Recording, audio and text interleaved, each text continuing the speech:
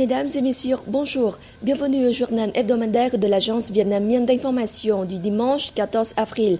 Voici les titres que nous allons développer dans cette édition. Le comité permanent de l'Assemblée nationale tient du 9 au 18 avril sa 17e session afin de préparer la prochaine session plénière. La ministre française chargée du commerce extérieur, Mme Nicole Bricq, et environ 130 chefs d'entreprises françaises sont en visite au Vietnam du 7 au 9 avril. Leur présence constitue la preuve de la confiance que les entreprises françaises ont envers les potentiels de développement du Vietnam. En cette période de mondialisation et d'intégration au monde, la présentation d'une culture vietnamienne moderne et empreinte d'identité nationale contribue à approfondir les relations politiques et économiques entre le Vietnam et les autres pays du monde.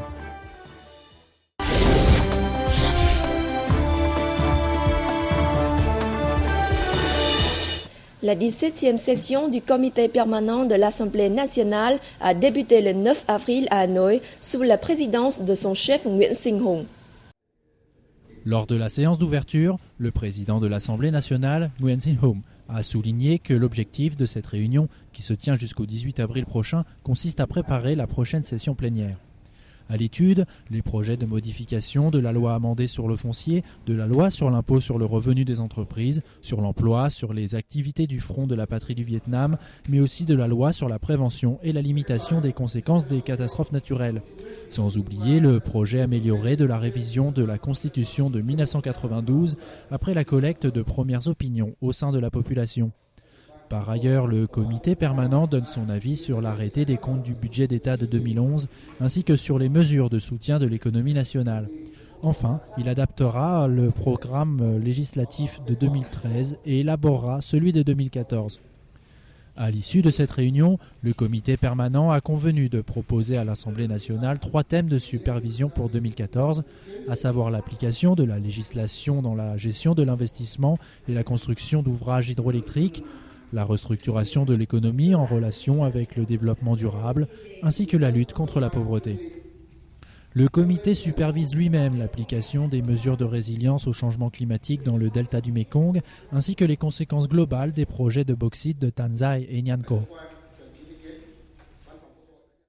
Lors de sa visite au Vietnam, la ministre française chargée du commerce extérieur, Nicole Bricq, a participé à de nombreuses activités destinées à renforcer la coopération bilatérale ainsi qu'à célébrer le 40e anniversaire de l'établissement de leurs relations diplomatiques. Plusieurs accords de coopération et d'aide d'un montant de 9,6 millions d'euros ont été signés à cette occasion.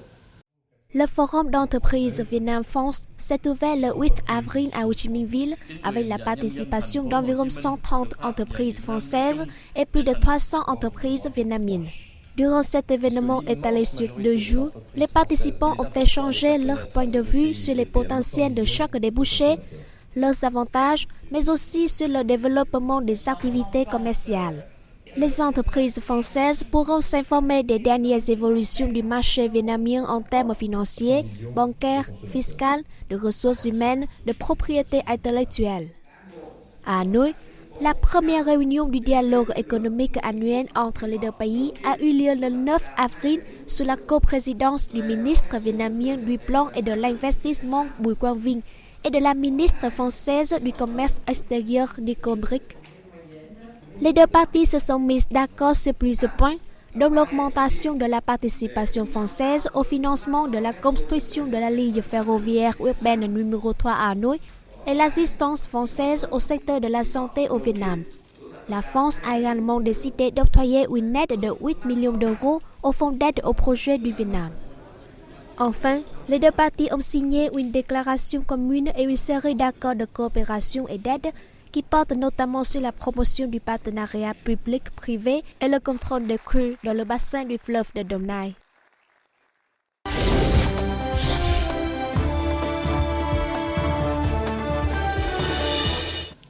Lors du Forum mondial sur le développement de l'Organisation de coopération et de développement économique, l'OCDE, tenu à Paris, le Vietnam a été tenu en haute estime pour ses contributions dans le développement durable et la mise en œuvre des objectifs du millénaire pour le développement, notamment en matière de lutte contre la pauvreté.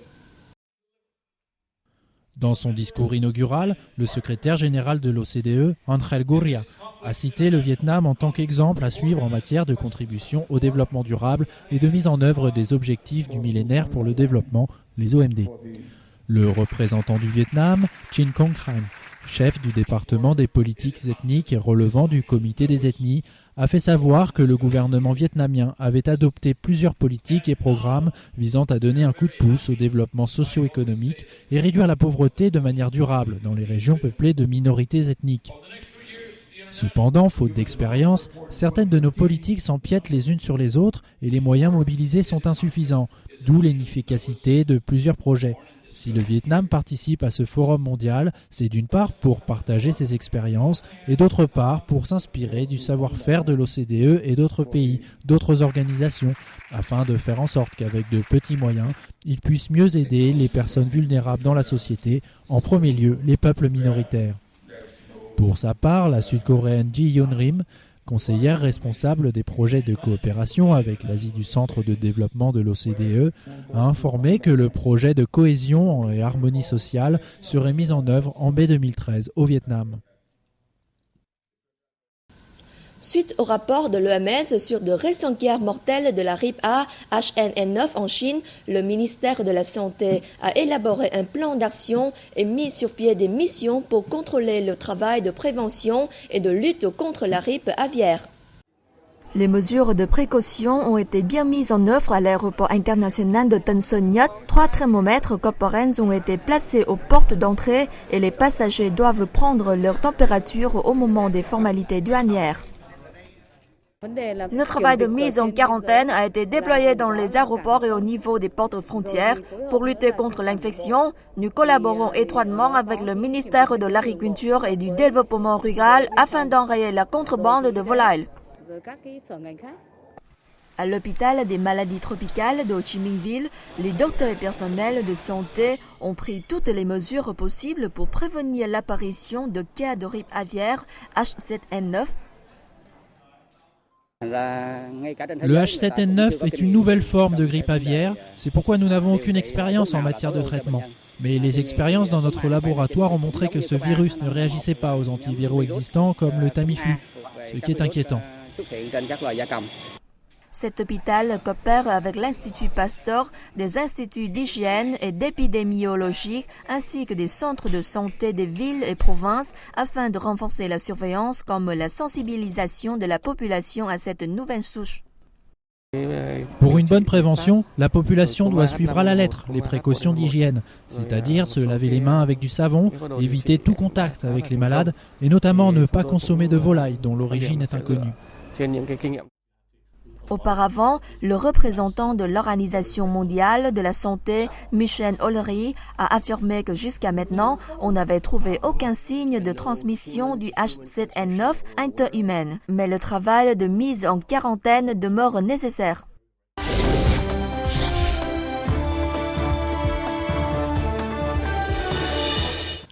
La prison de Con Dao, dans la province de Bà Rịa Vũng Tàu au sud, plus connue sous le nom d'enfer terrestre, puisque quelques 20 000 révolutionnaires vietnamiens y ont trouvé la mort pendant la guerre contre les Français puis les Américains, vient de recevoir le certificat de vestige national spécial.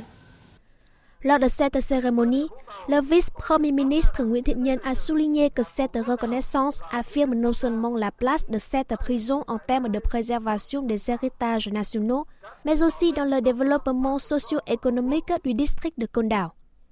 Il a déclaré que ce titre témoigne aussi de la profonde gratitude de la nation à l'égard de 20 000 révolutionnaires vietnamiens martyrs qui ont sacrifié leur vie pour l'indépendance et la liberté de la patrie, comme pour les idiots du parti faisant de Con Dao la terre la plus sacrée du pays.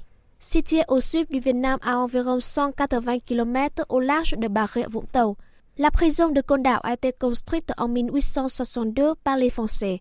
Il ne fut fermé que le 30 avril 1975, date de la libération du sud du Vietnam et de la réunification nationale.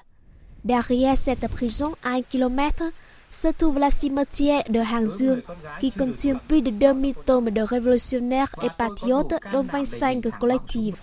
Pour la plupart anonymes, ces tombes sont le seul témoignage d'une barbarie qui régna pendant plus de siècles, ainsi que du courage exemplaire comme de l'indomptabilité des peuples luttant pour sa liberté. Une zone de haute technologie et de technologie de l'information s'inspirant de la Silicon Valley a été mise en chantier la semaine dernière dans la commune de Hoa Liên, district de Hoa Vang, ville de Nang au centre. Ce technopôle sera construit sur 341 hectares par le groupe américain Rocky Lie & Associates, INC, avec un budget de 278 millions de dollars. Il devrait attirer scientifiques, ingénieurs, entreprises spécialisées dans les technologies de l'information et les hautes technologies et encourager la formation aux métiers des hautes technologies dans les universités. Ces 10 prochaines années, il devrait accueillir une centaine d'entreprises et dégager un chiffre d'affaires annuel de 3 milliards de dollars. Da Nang est la première ville du Vietnam où des fonds étrangers seront utilisés pour construire une zone entièrement dédiée aux hautes technologies.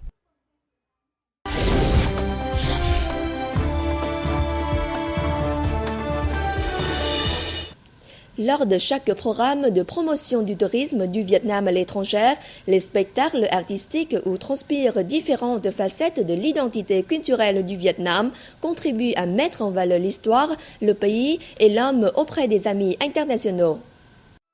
La danse Trống Cơm, en français tambour de riz, a été l'un des principaux numéros du dernier programme de promotion du tourisme du Vietnam en Chine. Ce genre de spectacle est indispensable pour de telles manifestations. Nous pensons que les représentations artistiques figurant dans ces programmes, qui voient la présence d'entreprises chinoises, permettront à celles-ci de mieux comprendre la culture vietnamienne. Cela les encouragera à venir au Vietnam pour explorer cette culture. Lors des activités de promotion du tourisme, la plupart des hommes d'affaires présents souhaitent obtenir davantage d'informations sur le pays. Si les dépliants et vidéoclips fournissent essentiellement des informations sur la politique, la situation de développement du tourisme, ainsi que les paysages naturels du Vietnam, les programmes artistiques présentent la richesse de la culture vietnamienne. Le rôle de ces spectacles dans la diffusion de la culture et du tourisme est important, car l'art, particulièrement les numéros de danse et de chant, sont les ambassadeurs de l'identité culturelle nationale, et plus spécifiquement celle de chaque région du pays. Conscient de l'importance de ces programmes dans la promotion du tourisme, les troupes ont soigneusement sélectionné et répété leurs numéros à donner à l'étranger. Les artistes vietnamiens présentent non seulement leurs compétences, mais aussi les caractéristiques de la culture nationale. Chaque région du Vietnam possède ses propres danses qui présentent les spécificités des cultures locales aux amis internationaux et dont les meilleures représentantes sont la danse Trống Cơm, celle des ethnies Thái, Dao Rouge ou encore Cham.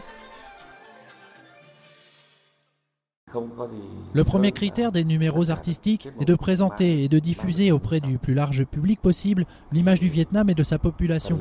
Chaque programme doit exprimer l'âme de notre nation. C'est pourquoi notre théâtre se concentre sur la présentation de l'art populaire, notamment contemporain. La plupart des spectacles vietnamiens donnés à l'étranger ont été hautement appréciés par les amis étrangers. En réalité, les succès de chaque programme de promotion du tourisme du Vietnam à l'étranger tiennent surtout aux numéros culturels et artistiques. Nous pensons que la culture et le tourisme sont étroitement liés. J'ai eu la chance de conduire des troupes artistiques du théâtre de la jeunesse du Vietnam, ainsi que d'autres troupes, pour présenter des spectacles dans plus de 30 pays. Je pense qu'à travers ces activités culturelles et artistiques, les amis étrangers ont une bonne impression de la culture vietnamienne. Les numéros de danse et de chant sont un moyen d'inciter les gens à venir visiter le Vietnam. Les artistes vietnamiens souhaitent tout simplement que les étrangers comprennent mieux le Vietnam et ses habitants. En ce sens, on peut les qualifier de véritables ambassadeurs de la culture vietnamienne. C'est sur ces images que prend fin cette édition. Merci de l'avoir suivi et excellente suite de programmes sur la chaîne VNews.